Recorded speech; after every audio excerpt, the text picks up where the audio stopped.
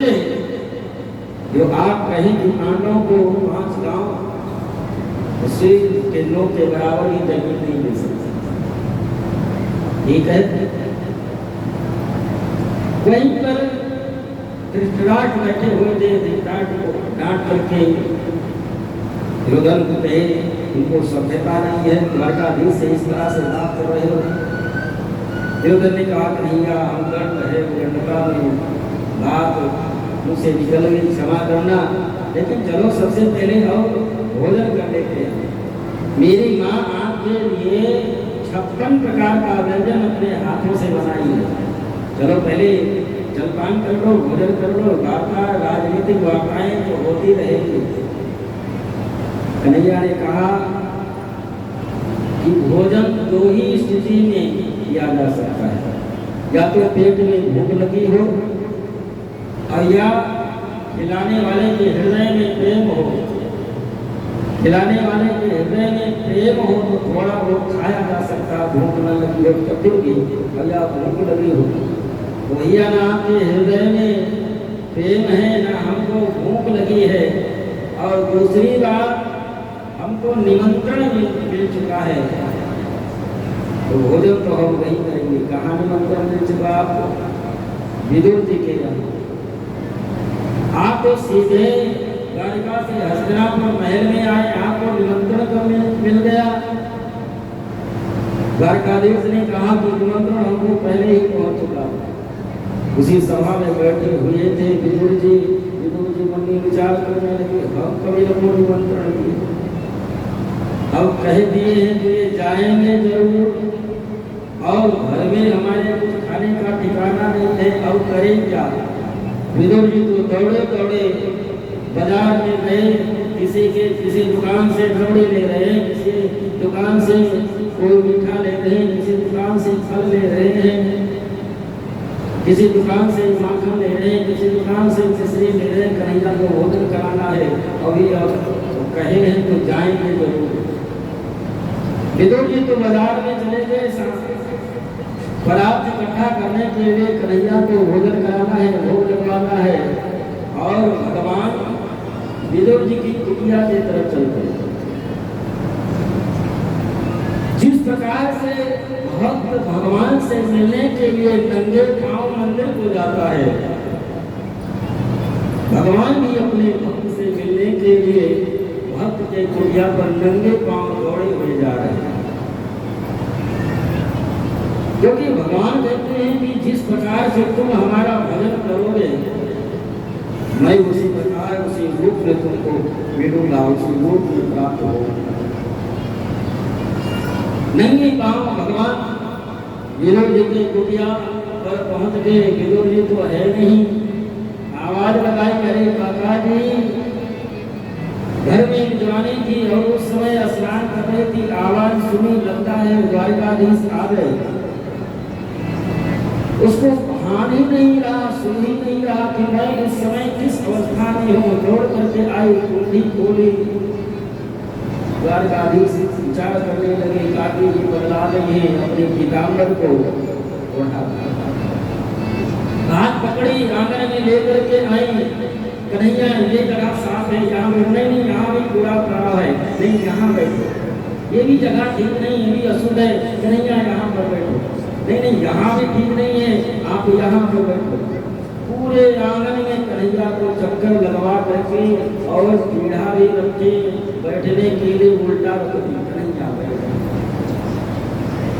घर में तो कुछ है नहीं, काकी जी भूख बड़ी तेज से लगी है, द्वारका से चले हैं, यहाँ तक आने में कुछ मिला नहीं खाने के लिए, कुछ हो खाने के लिए तो लाओ। हितलानी की आंखों में आंसू आ गया, द्वारकाधीश आए हैं, भोजन मांग रहे हैं, घर में तो कुछ है नहीं, खिलाएं क्या? 12 वर्ष व्यतीत हो गया, मंत्री का पद भी गया, कुछ है नहीं। कन्हैया और कुछ है नहीं, आपके काका जी बाजार गए हैं, कुछ भी ला रहे होंगे।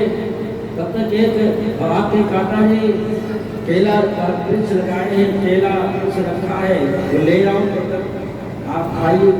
काका जी आपके कुछ ना कुछ जरूर ला रहे हैं। कन्हैया के सामने पत्थर रख दिए हैं, केला की टोकरी लेकर के आए, केला छीलती है मीरानी, केला तो दूर फेंकती जा रही है, केले का छिलका पत्थर में रखती जा रही है। केला का छिलका कन्हैया उठाए और बड़े प्रेम से छिलका खाए। एक छिलका खाए, दूसरा केला छिले, केला तोड़ फेंके, छिलका पत्थर में रखी, छिलका खाते जा रहे हैं। 10, 20, 50 केले के छिलके खा लेते। तब तक विदुर जी आ गए। अरे सुनते हो, गैया खिसाने के लिए कहे हैं तो जरूर आएंगे, व्यवस्था करो। ये देखो मैं माखन ले आया हूँ, मिश्री ले आया हूँ, रबड़ी ले आया हूँ बाजार से, व्यवस्था करो। कन्हैया आ रहे होंगे, आनंद लेको। विदुरानी ने कहा कि आ नहीं रही, आ गए। लेकिन विदुर जी जब अंदर आए, दृश्य देखे, फपक करके रो पड़े। कन्हैया क्या इतना गरीब समझ लिए या अपने काजी को ये भी नहीं बता पाए कि आप हमको छिलका खिला रहे हैं, केला दूध फेंक रही है। दौड़ करके आए विदुर जी, कन्हैया का हाथ पकड़ लो। कन्हैया कम से कम जो घर में था वही पा लेते, केला का छिलका खा रहे हैं। ये देखो हम बाजार से माखन लाए हैं आपके लिए, मिश्री लाए हैं आपके लिए, रबड़ी लाए हैं। जब मेवा मिष्ठान कन्हैया खाए, कन्हैया ने कहा कि काका जो स्वाद काकी जी के छिलके में आ रहा था वो आपके 6 प्रकार के व्यंजन में नहीं है। खाने में तो हमको 2 ही बार स्वाद मिला। एक तो सबरी के पैर में जो स्वाद मिला था, फिर कभी वो स्वाद न मिला, और आज काकी के केले के छिलके में जो स्वाद मिला शायद और दोबारा नहीं मिलेगा। परमात्मा पदार्थ नहीं मिलता, आपको 6 प्रकार के व्यंजन को नहीं मिलता, परमात्मा को केवल प्रेम मिलता है। सबसे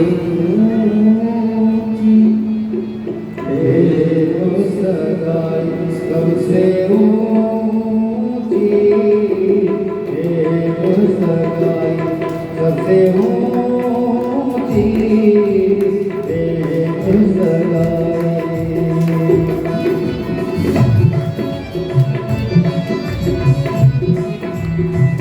वो सबसे ऊंची सगाई, सबसे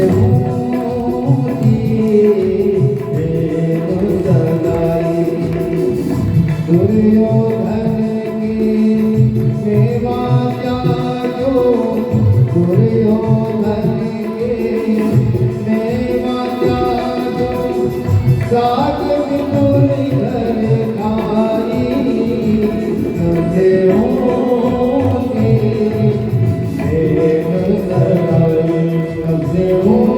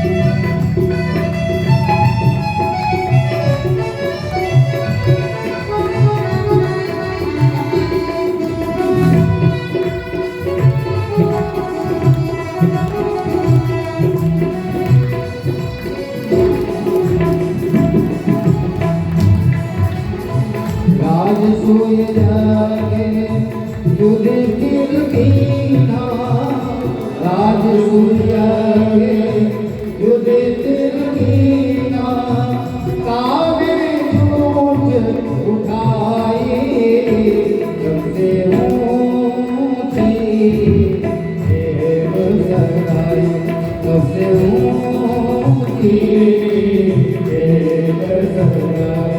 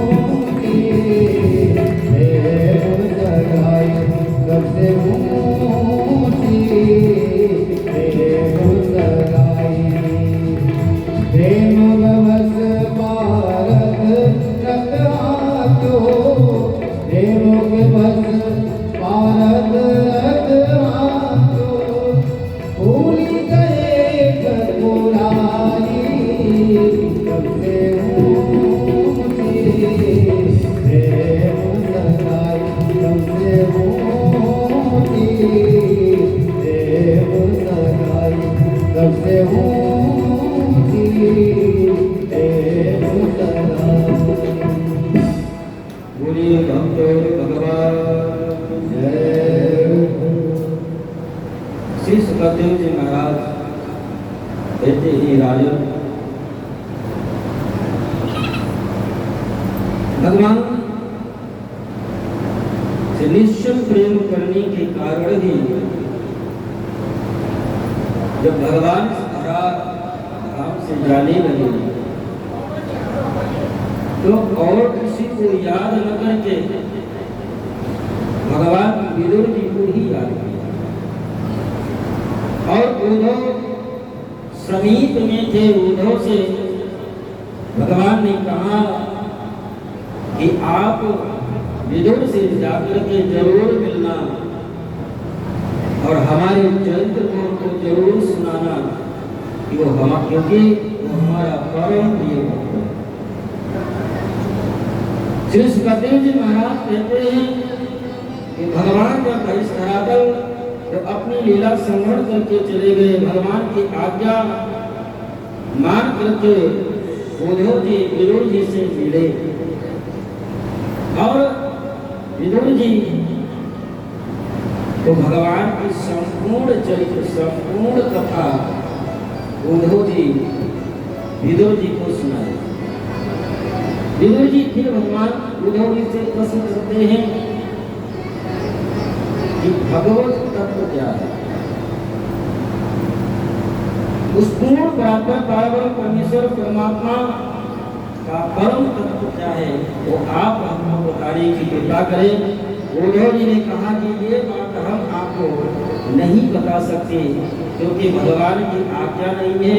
तो जितना कहते उतना हम ये यदि भगवत तत्व की आपको जानकारी करना है, भगवत तत्व आपको जानना है, तो आप हरिद्वार में मैत्रेय जी महाराज से जाकर के उद्धव जी के द्वारा बताए हुए मार्ग पर चल करके विदुर जी महाराज हरिद्वार में पहुंचे, मैत्रेय जी से मिले। दो भगवत भागवत भक्त जब साथ में मिलते हैं तो सांसारिक चर्चा न करके भगवत चर्चा ही करते हैं। दोनों भगवान के भक्त में मिले तो विदुर जी मैत्रेय जी से प्रश्न करते हैं, ईकारेण तवाज्ञा मुनामुपेत्या तत्रोद भवन् भगवान् गदरसाः सुखाय कर्माणि करोति लोके न वै सुखं वन्यात् कृपाणः। विदुर जी मैत्रेय जी से प्रश्न करते हैं कि आप इस भगवत तत्व को आप हमको बताने की कृपा करें कि भगवान के द्वारा ही संपूर्ण ब्रह्मांड की रचना होती है। उस ब्रह्म के लोक लोक में करोड़ों करोड़ों ब्रह्मांड समाहित है, लोक लोक प्रतिलाभियों कोटि कोटि ब्रह्मांड, और उसी ब्रह्म के द्वारा ही ये संपूर्ण सृष्टि की रचना भी होती है। जब वो ब्रह्म ही संपूर्ण सृष्टि की रचना करता तो सृष्टि को एक समान रचना क्यों नहीं करती? सभी जीवों को समान रूप में इस मृत्यु लोक में क्यों नहीं भेजते? किसी को मानव बना दिए, किसी को पशु बना दिए, किसी को पक्षी बना दिए, और वो पशुओं में भी अनेक कैटेगरी, पक्षियों में भी अनेक कैटेगरी, मानव में भी अनेक कैटेगरी। मानव में भी किसी को गोरा, किसी को काला, किसी को इतना क्रूर बना देते कि वो समाज में बैठने में उसको लज्जा आती, किसी को इतना सुंदर बना देते कि वो सीना काट करके चलता, हमारे समाज के लोगों में कोई है ही नहीं। किसी को इतना गरीब बना दिया कि बेचारा दिन भर मजदूरी करता है, 3-3, 4-4 मंजिले पर चढ़ करके ईंटा ढोता है, शाम को घर आता है, 200-500 रुपया लेकर के अपने परिवार का पालन नहीं कर सकता। सोचता है कि मैं अपने बेटों को कैसे सुंदर भोजन, कैसे वस्त्र पहना, और जिसको धन संपत्ति दे देते हैं उसको इतना दे दें कि पता ही नहीं चलता उसको कि हमारे पास में कितनी संपत्ति है। किसी को इतने बेटियां दे दे कि खिला नहीं सकता, किसी को आप वो परमात्मा एक बेटा बेटी भी नहीं देते, जीवन उसका बेटा बेटियों के कष्ट के लिए किसी को हो जाता। परमात्मा किसी को इतना ज्ञानी बना देते कि वो घमंड में ही घूमता कि हमारे समान ज्ञानी तीनों लोगों में कोई नहीं है। परमात्मा किसी को इतना मूर्ख बना देता कि समाज में बैठ करके किसी से बात नहीं कर सकता, किसी को चोर, किसी को डाकू। जब भगवान की ही द्वारा बनाई हुई सृष्टि है, जब भगवान की ही सब अंश है, तो ये असमानता की मैत्रेय जी ने कहा, विदुर जी आपने बड़ा सुंदर प्रश्न किया, लेकिन जैसा आप सोचते हैं ऐसा नहीं है। भगवान ना किसी को सुख देते हैं, ना भगवान किसी को दुख देते हैं, भगवान ना किसी को अमीर बनाते हैं, ना भगवान किसी को गरीब बनाते हैं, ना भगवान किसी को सुंदर बनाते हैं, ना भगवान किसी को क्रूर बनाते हैं, ना भगवान किसी को बिना औलाद वाला बनाते हैं, ना भगवान किसी को औलाद बनाते हैं। तो फिर अच्छा हुआ तो मानो यही कहता हमने किया, बुरा हो गया तो इसने किया, कभी नहीं कहीं कि हमारे कर्म के कारण हमने जो कर्म किया है उसका फल हम हो गए, तो कहते इसने किया भगवान। अच्छा अच्छा हुआ तो हम मकान किसने बनवाया? हम भागवत कौन करा रहा है? हम तो मंदिर कौन बनवा रहा है? हम घर में कोई विपत्ति आ गई भगवान, कोई कष्ट मिल गया भगवान। मैत्री जी कहते हैं कि भगवान किसी को सुख दुख अमीर गरीब नहीं बनाते, भगवान किसी के साथ में भेदभाव नहीं करते। तो कर्मणा जायते जन्तु, कर्मणा जायते जन्तु कर्मण्येव विलीयते, सुखम दुखम भयम क्षेमम कर्मण्येवाविवर्तते। और करो न तो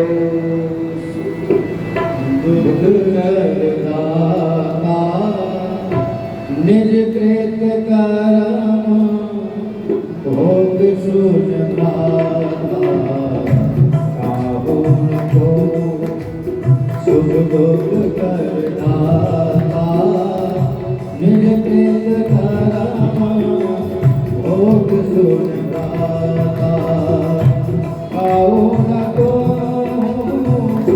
नहीं को सुख दुख करदाता निज कृत कर्म भोग सुन पाता, नहीं को सुख दुख करदाता निज कृत कर्म भोग सुन पाता, निज कृत कर्म भोग इस संसार में जो भी जीव है अपने कर्मों के अनुसार ही सुख दुख भोगते हैं। जो जैसा कर्म करता है तो कर्म का फल स्वयं को ही भोगना पड़ता है।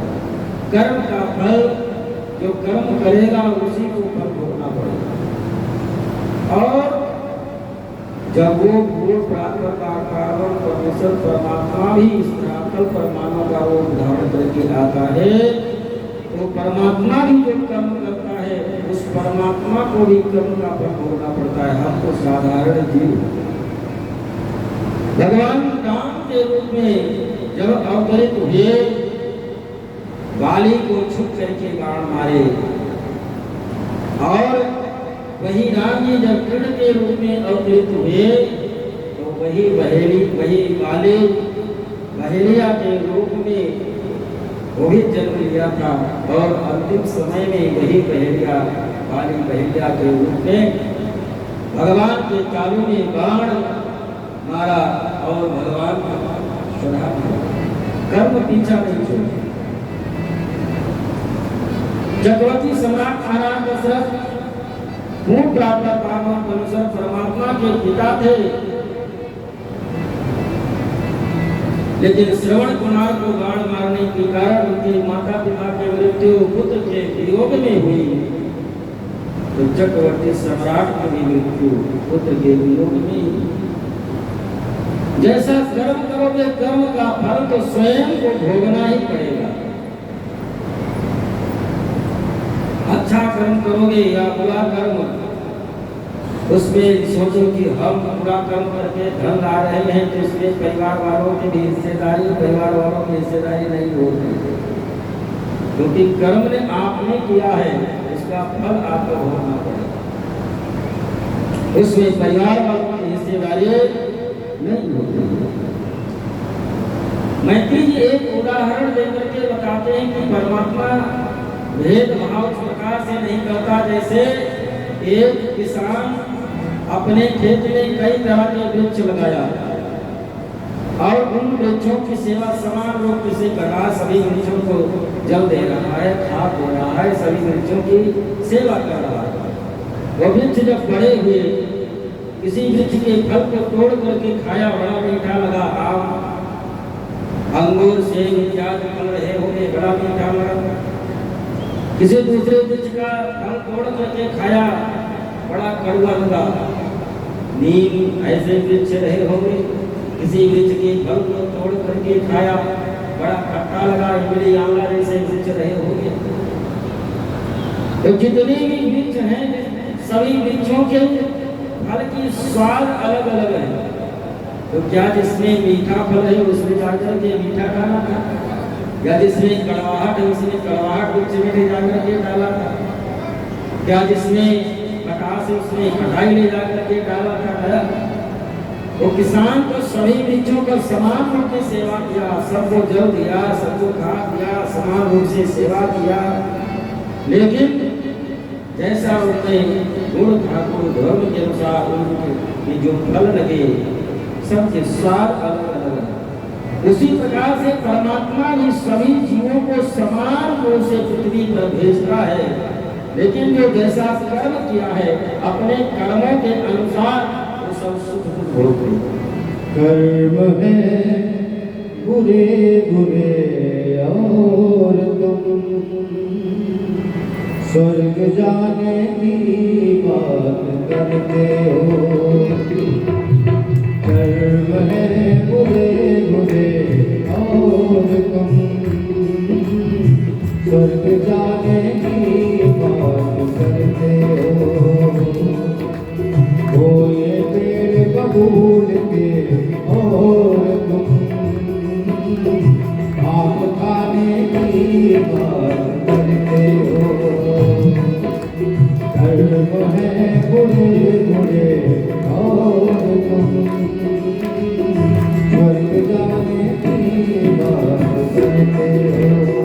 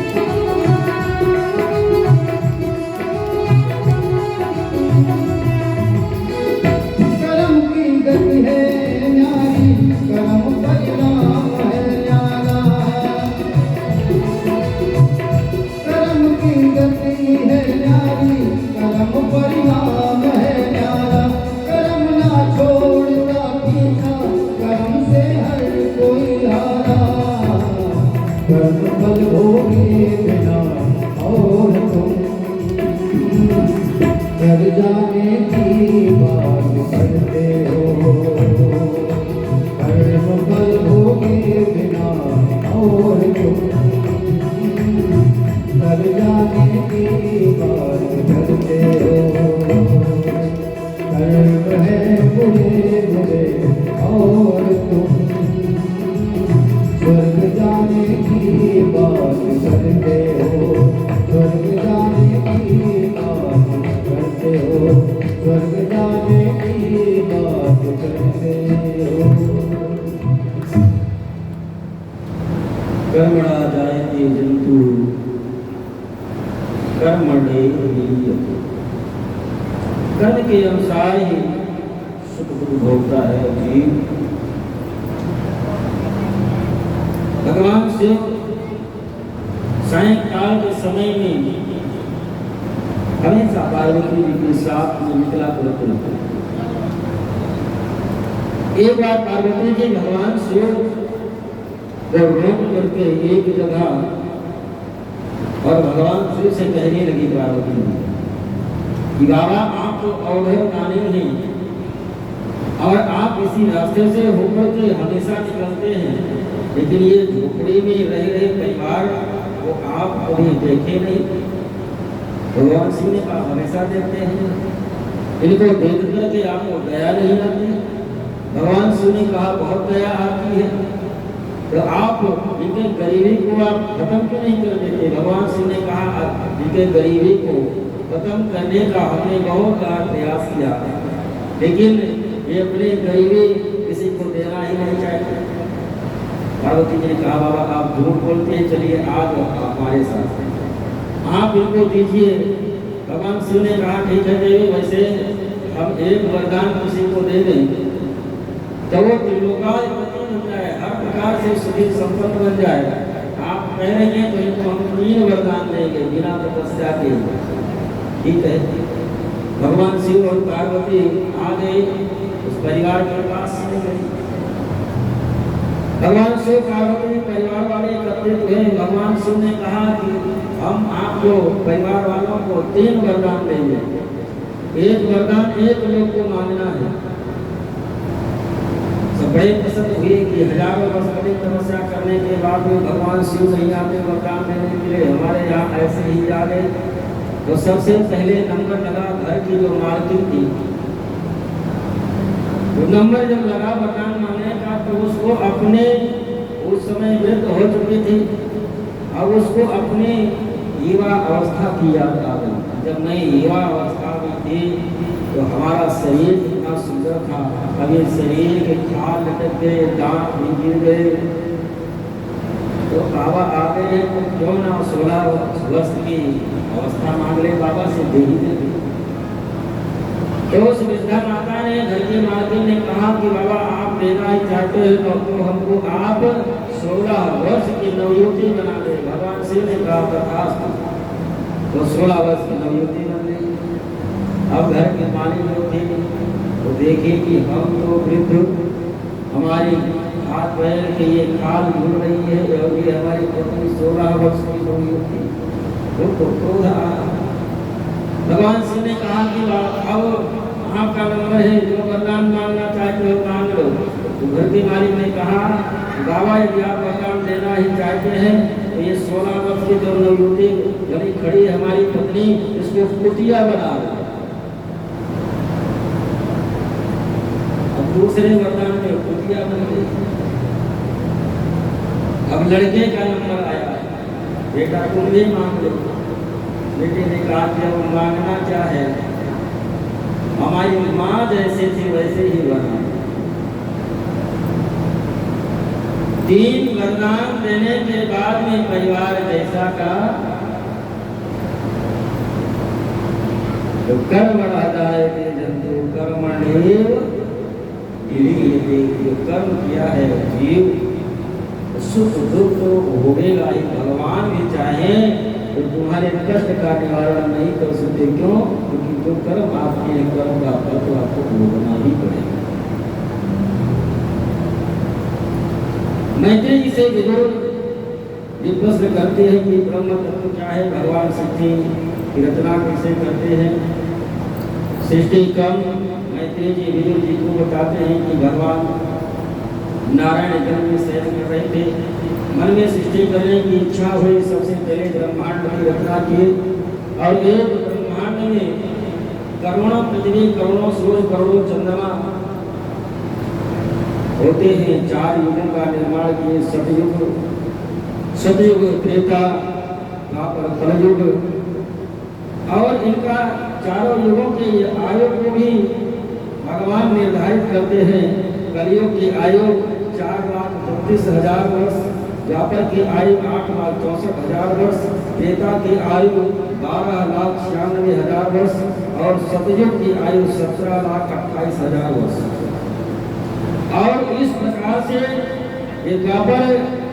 सतयुग, द्वापर, त्रेता, कलयुग जब ये 71 बार व्यतीत हो जाते हैं, 71 बार ये चतुर्युगी जब बीतते हैं तो एक मनवंतर होता है। एक मनवंतर में एक मनु बदल जाता है और इस प्रकार से जब 14 मनवंतर व्यतीत होता है तो एक कल्प होता है। एक कल्प माने ब्रह्मा जी का एक दिन। इस प्रकार से 17,53,92,000 वर्ष जब व्यतीत हो जाता है तो ब्रह्मा जी का एक दिन होता है। ब्रह्मा जी की भी आयु में तो ब्रह्मा भगवान नारायण जल में शयन कर रहे थे, ब्रह्मांड की रचना के 4 युगों का निर्माण किए और संकल्प के द्वारा भगवान नारायण के नाभि से कमल निकला, कमल पर ब्रह्मा जी का जन्म हुआ। चारों तरफ अंधकार था, मन में विचार करने लगे, ब्रह्मा जी मैं कौन हूँ, हमारा जन्मदाता कौन है, आकाशवाणी हुई तब करो। कई हजार वर्ष बैठ करके कठिन तपस्या से ब्रह्मा जी भगवान नारायण प्रकट हुए। भगवान नारायण ने कहा कि आप सृष्टि की रचना करिए। ब्रह्मा जी ने कहा कैसे मैं सृष्टि की रचना करूं। भगवान ने पंचतत्व दिया, अक्षित जल पावक गगन समीर, इसी से सृष्टि की रचना करिए। इसकी रचना करें, स्त्री और पुरुष की रचना करिए। ऐसा करके भगवान नारायण चले गए, लेकिन ब्रह्मा जी बात को समझ न पाए कि स्त्री और पुरुष को अलग अलग सृष्टि करना है। वो स्त्री पुरुष दोनों साथ में रचना करने लगे और इनकी रचना कर डाली किन्नरों की। प्रथम सृष्टि है ये किन्नर, तो साधारण किन्नरों की रचना कर डाली। संपूर्ण पृथ्वी पर किन्नर ही दिखाई पड़ने लगे। भगवान नारायण और भगवान शिव एक आए हमारे से कहे कि किन्नरों की रचना कर डाली। किन्नरों को देख करके भगवान नारायण को हंसी आई।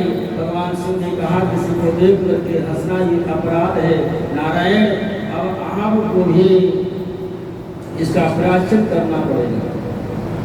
और महाभारत के युद्ध में भगवान कृष्ण वो अर्जुन के पुत्र, अर्जुन का पुत्र एक किन्नर था, उससे विवाह करना पड़ा, जिसका नाम था ईरावन।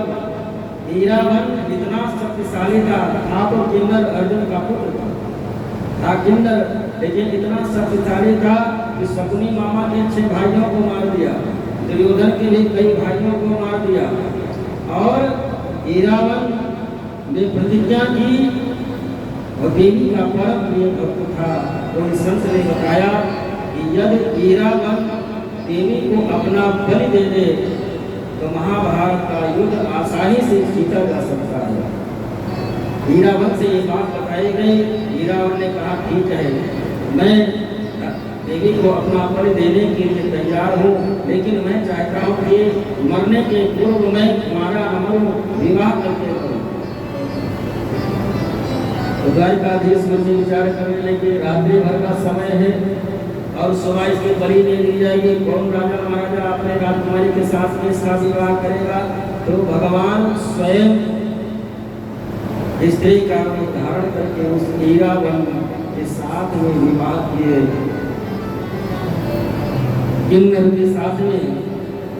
आज भी वो परंपरा चली आ रही है, किन्नर रात्रि में घड़े के साथ में विवाह करते हैं भगवान मान करके और सुबह समाप्त करते हैं, उस घड़े को तोड़ देते हैं। और इंद्रों की इतनी महिमा है, यहाँ पे यहाँ जब आते हैं आशीर्वाद देने की, उनका आशीर्वाद और श्राप दोनों बहुत होता है। हम लोग थोड़ा बहुत ज्योतिष का भी काम देख लेते हैं। जब कोई बालक का जन्म होता है, आखिरी में जो पुत्र हो तो अल्प मृत्यु योग होता है। वो बालक ज़्यादा से ज़्यादा 6 महीने से ज़्यादा जीवित नहीं बचता। और उसके लिए एक ही उपाय है कि बुधवार के दिन हरे चूड़े हरी साड़ी 3 बुधवार मंदिर को ले जाकर के दक्षिणा सहित दे दो, वो बालक की जो अल्प आयु है वो अल्प आयु समाप्त हो जाएगी। इंद्रों की रचना की भगवान कहे आकर के नारायण कि आपने ये क्या किया, प्रमाण ने कहा कि आप ही ने कहा था कि स्त्री पुरुष की रचना करिए। भगवान नारायण ने कहा कि स्त्री पुरुष की अलग अलग रचना करनी है। तो सबसे पहले मानसिक सृष्टि ब्रह्मा जी प्रारंभ की। मानसिक सृष्टि में सनंदन सनातन सनत कुमार ये 4 भाई का जन्म हुआ। इसके बाद में मरीज भृगु वशिष्ठ अत्रि अंगिरा पुलस्त्य पूरा कपोदक्ष नारद ब्रह्मा जी के गोद से जन्म लिए। लेकिन मानसिक सृष्टि अब तक चले। भगवान नारायण के वक्षस्थल से धर्म की उत्पत्ति हुई, भगवान नारायण के पीठ से अधर्म की उत्पत्ति हुई। धर्म अधर्म दोनों साथ में दोनों का जन्म हुआ होता है। जहाँ धर्म होता है वहाँ तो अधर्म होगा ही, जहाँ पर सुख होगा वहाँ पर दुख तो होगा ही। धर्म अधर्म दोनों ही भगवान की ही अंश हैं। भगवान की छाया से कर्दम ऋषि का जन्म होता है और ब्रह्मा के दाहिने अंग से स्वयं हो मनो काम भाव से शत्रुपा और इन्हीं स्वयं हो मनो और शत्रुपा के द्वारा जो आज संसार सृष्टि दिखाई पड़ रही है, इन्हीं के द्वारा स्वयं हो मनो और शत्रुपा के 2 पुत्र हुए। एक उत्तान पाप 3 पुत्रियां हुई, आकृति विभूति और प्रसूति। आकृति का विवाह रुचि प्रजापति के साथ में होता है और देवहूति का विवाह जो भगवान की छाया से जो ऋषि जन्म लिए थे कर्दम जी के साथ में होता है। कर्दम जी विवाह करने के लिए तैयार नहीं थे, लेकिन कर्दम जी भगवान से कहे कि यदि आप हमारे यहाँ बेटा बन करके आए तो हम विवाह करने के लिए तैयार हैं। तो भगवान ने कहा ठीक है, हम यहाँ बेटा बन करके आएंगे। तो कर्दम जी के साथ में देवहूति जी का विवाह को कर लिए। कर्दम जी महाराज विवाह करके लेकर के आ गए। देवहूति जी तो चक्रवर्ती सम्राट की पुत्री है। अब एक संत के आश्रम में आ गई, राजमहल में रहने वाली राजकुमारी संत के कुटिया में आ गई। और वो भी ऐसे संत जो विवाह करके तो नहीं आए लेकिन समाधि में बैठ गए और उनको पता ही नहीं कि विवाह करके किसी को साथ में लेकर के आए। कई वर्ष व्यतीत हो गए, लेकिन देवहूति जी कर्दम जी की सेवा करती रही। एक दिन कर्दम जी की जब आंख खुली तो कर्दम जी पूछते हैं कि आप देवी आपको पत्नी से पूछते हैं आपको, क्योंकि कई वर्ष व्यतीत हो गए। देवहूति ने कहा कि आप हमारे साथ विवाह किए थे, मैं आपकी पत्नी हूँ, फिर याद आया। देवी इतने दिनों तक हम तो तपस्या करते रहे, लेकिन आप तो हमसे भी बढ़कर के कठिन तपस्या की है। जो वरदान मांगना चाहते हो मांग लो, हम बहुत पसंद हैं। देवहूति ने कहा कि आप हमारे पति देव हैं, एक पति पत्नी का संबंध क्या होता है आप ऋषि हैं, आपको समझाने बताने की जरूरत क्या नहीं है। कर्दम जी महाराज प्रसन्न होकर के कृष्णो वहमाते पवमान नामदाया सुश्रोया हमया भया हत्या विमानम कामदम छत्रस्तरीय विवाह विरक्त कर सर्व कामदम दिव्यम सर्व रत्न समान्वितम। बहुत सुंदर बढ़िया कामन नाम का विमान संकल्प करते ही कामन नाम का विमान उत्पन्न हुआ और कामन नाम के विमान में बढ़िया सुंदर सरोवर दास दासियां सेवा करने वाले बाग बगीचे उद्यान और ऐसा विमान जिसमें बड़ी सुंदर सुंदर राजमहल और मन के गति से चलने वाला कामन विमान। कर्दम जी देवहूति के साथ में कई वर्ष उस काम विमान में रमण करते हैं। भगवान तो पुत्र के रूप में आए नहीं, लेकिन 9 बेटियां हो गई। जब 9 बेटियां हो गई तो कर्दम जी ने कहा कि अब तो हम घर लेकर छोड़ करके चले, हम तो इसी में फंसे रह जाएंगे, वही भगवान का भजन कैसे हो पाएगा। देवकी जी ने कहा कि ये 9 बेटियां हो गई, इनका तो विवाह तो करिए पहले, इनका विवाह में ढूंढने कहाँ जाऊंगा।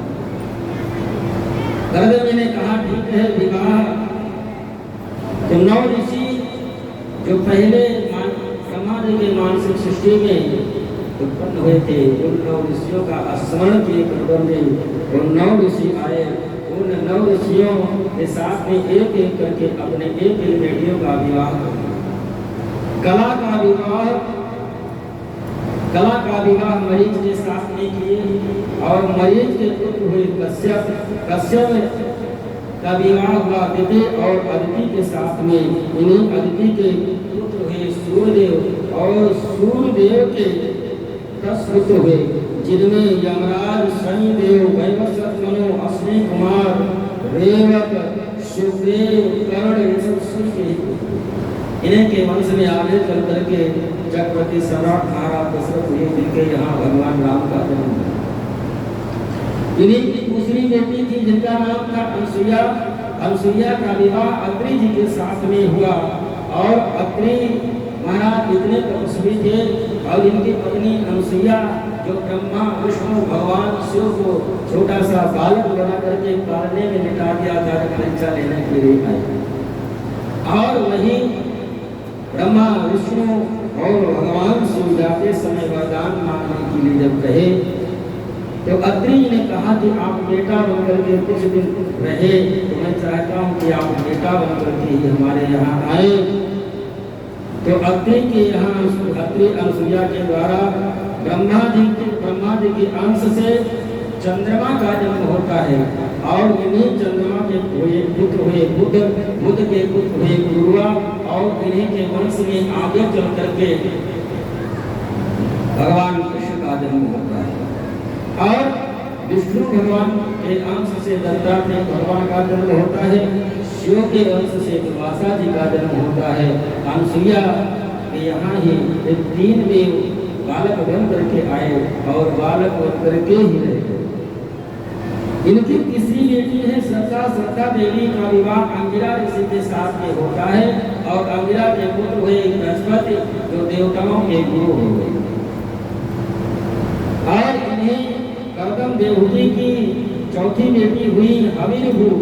हवीरभू का विवाह हुआ पुलस्त्य जी के साथ में और पुलस्त्य जी महाराज के 2 पुत्र हुए, अगस्त जी महाराज और विश्वेश्वर।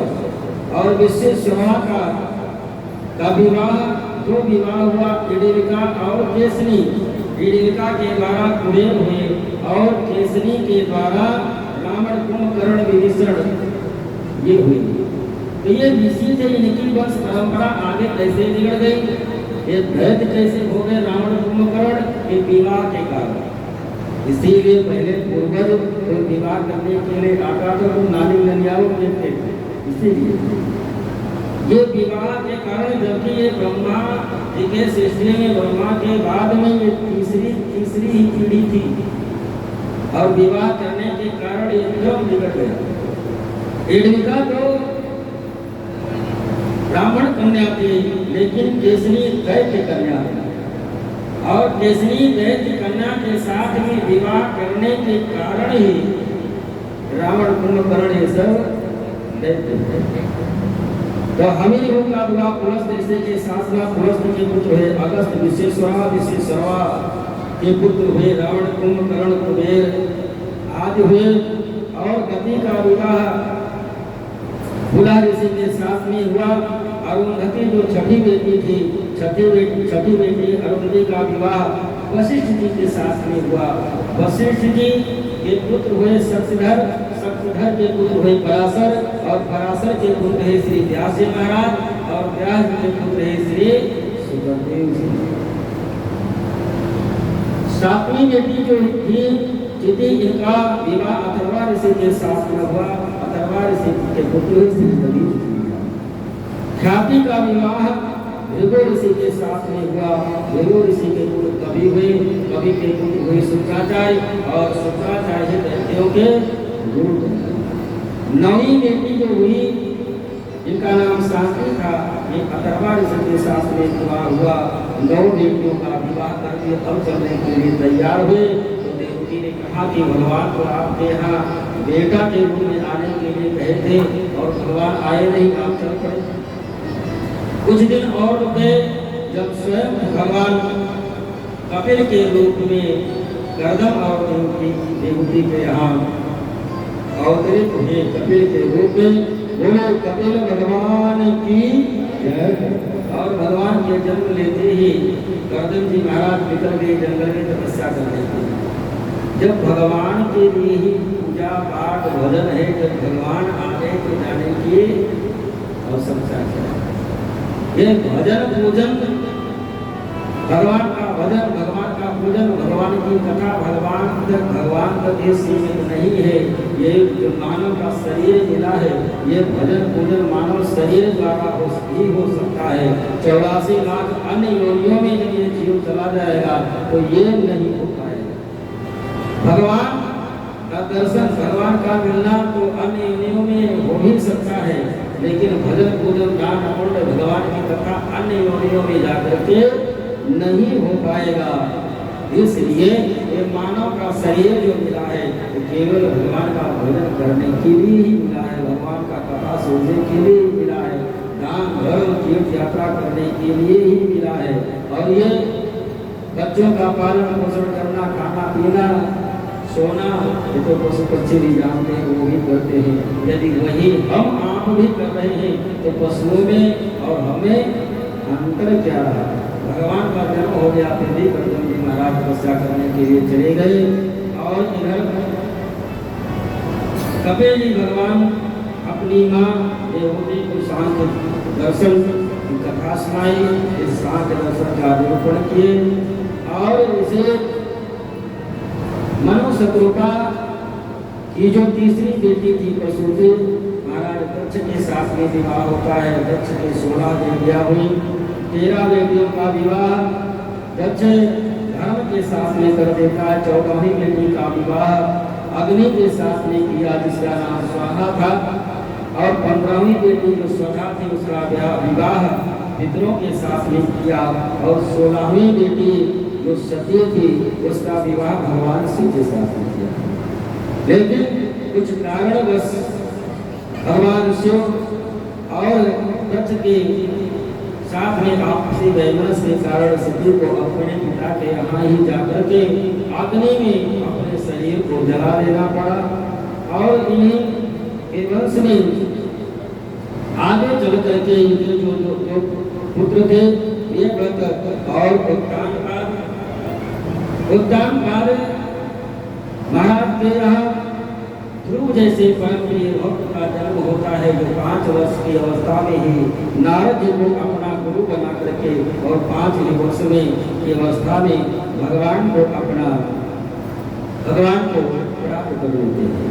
इन्हीं के वंश में आगे चल करके अंग नाम के राजा हुए, जिनका बेटा वेद हुआ। वेद के कारण पिता को घर छोड़ना पड़ा और ऋषि महात्माओं के द्वारा वेद को मार दिया गया और वेद के शरीर को मथा गया। वेद के शरीर के द्वारा ही पृथु महाराज का जन्म होता है, जिसके द्वारा ये पृथ्वी का दोहन किया गया। बहुत ही वैभवशाली और बहुत ही भक्त थे भगवान के श्री पृथु महाराज। श्री सुखदेव जी से राजा परीक्षित ने प्रश्न किया कि महाराज आपने सृष्टि क्रम की कथा कैसे सृष्टि प्रारंभ हुई, ये सब बताइए। लेकिन कभी कभी मानव का जीवन है, कभी कभी ऐसा भी हो जाता है कि मानव धर्म पथ पर तो चल रहा है, लेकिन कभी कभी ऐसा भी हो जाता है कि कोई कारणवश, अज्ञानतावश या संग के वश कभी कभी अपराध बन जाता है और अपराध भी रह जाता है, तो क्या उसका भी उद्धार हो पाएगा और कैसे हो पाएगा? श्री सुखदेव जी महाराज ने कहा कि आपने बहुत बढ़िया प्रश्न किया और मैं आपको बताऊं। श्री सुखदेव जी महाराज कहते हैं कि राजन, पाप केवल शरीर के द्वारा करना ही पाप कर्म नहीं होता। शरीर के द्वारा जो पाप कर्म हो गया वही पाप कर्म है। वो तो उसके बारे में आपने दिमाग में है कि ये पाप कर्म हमारे द्वारा हो गया, प्रायश्चित करके उसकी निवृत्ति हो जाती है। लेकिन जो सूक्ष्म पाप बन जाते हैं उसकी निवृत्ति नहीं हो पाती और वो धीरे धीरे करके इतने बड़े पाप हो जाते हैं कि वो मानव मार्ग पर ही चल पड़ता है। सबसे बड़ा पाप होता है पाप कर्म करने की अपेक्षा देखना। वहीं पर यदि पाप कर्म और इन आंखों के द्वारा भगवान का दर्शन, अच्छी चीजें बहुत कम अच्छी लगी, लेकिन जो बुरी चीजें इन आंखों को बहुत अच्छा लगता है, लेकिन वो सबसे बड़ा पाप है। भीष्म पितामह जब बाणों के सैया पर पड़े हुए थे और द्वारकाधीश भगवान कृष्ण जब पहुंचे अंतिम समय में, तो भीष्म पितामह द्वारकाधीश से पूछे, कन्हैया हमको याद है कि इस जन्म में हमारे द्वारा कोई भी ऐसा पाप कर्म नहीं बना जिसके फलस्वरूप मैं आज बाणों की सैया पर पड़ा हूँ। कन्हैया आपको पता है कि कांटा चुभ जाए कितना दर्द होता है, हमारे पूरे शरीर में बाण चुभे हुए हैं और 54 दिन व्यतीत हो गया है, किस पाप का प्रायश्चित नहीं होता। द्वारकाधीश भगवान कृष्ण ने कहा कि दादा आपको तो अपनी इस जन्म की बात याद है और हमको तो आपके 100 जन्मों को, सैकड़ों जन्मों की बात याद है। सैकड़ों जन्मों में, पूर्व जन्मों में कभी भी आपके द्वारा कोई पाप कर्म नहीं हुआ। तो ये बाणों की सैया पर कैसे मैं पड़ा हूँ? द्वारकाधीश ने कहा कि जिस समय द्रौपदी को दुशासन सभा में खींच करके लेकर के आया, नंगी करने के लिए उस सभा में आप बैठे हुए थे। आप जैसे अनुदेर इस सभा में बैठे हों कि किसी अबला नारी के ऊपर अत्याचार किया जाए, इससे बड़ा पाप कोई हो ही नहीं सकता। आपने भले ही पाप कर्म नहीं किया, लेकिन पाप कर्म करते हुए अपने आंखों से देखा, जिसके फलस्वरूप आज आप बाणों की सैया पर पड़े हुए। दूसरी की बुराई को कानों से सुनना बड़ा अच्छा लगता है। कोई अच्छी बात हो, कथा वार्ता हो तो भले इधर से सुने, इधर से निकाल दिए, हृदय में न बैठे, लेकिन किसी की बुराई वो ऐसा बैठा लेंगे कि उसका जब तक प्रचार प्रसार बढ़िया से न करते दिमाग से निकालेंगे। दूसरे की बुराई सुनना, देखना एक बहुत बड़ा बात है। श्री सुखदेव जी महाराज कहते हैं कि राजन एक और संग का जो प्रभाव होता है, संग का प्रभाव भी मानव के ऊपर बहुत क्रोध हो सकता है। क्योंकि यदि आप दुर्जनों के संग में रहे, दुर्जन सीता सर्वस्य वरम सर्वो न दुर्जना सर्वो दशति कालेन दुर्जनस्तु परे परे।